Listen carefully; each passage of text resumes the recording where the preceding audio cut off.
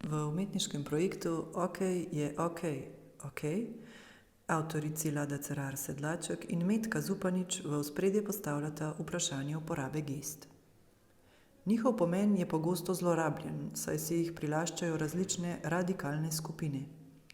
Geste, ki so že dolgo v uporabi in v družbi simbolizirajo pozitivno, postanejo v kontekstu nestrpnosti negativne.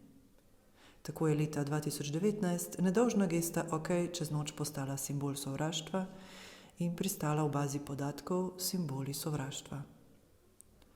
Zaradi številnih incidentov so sledili pozivi s prenehanjem uporabe omenjene geste, ki so jim odločno nasprotovale določene skupine in posamezniki, ki gesto uporabljajo vsak dan. Avtorici želita s projektom gesti vrniti pozitivno konotacijo, hkrati pa tudi problematizirati negativno komunikacijo, ki v vsakdanjem življenju generira latentno napetost, strah in sovraštvo. Cilj projekta je, da obiskovalec besede in geste ozavesti in jih transformira v nekaj pozitivnega. Obiskovalec ima pri umetniškem projektu možnost aktivne participacije, saj instalacijo lahko postavlja v različne pozicije in se z njo fotografira.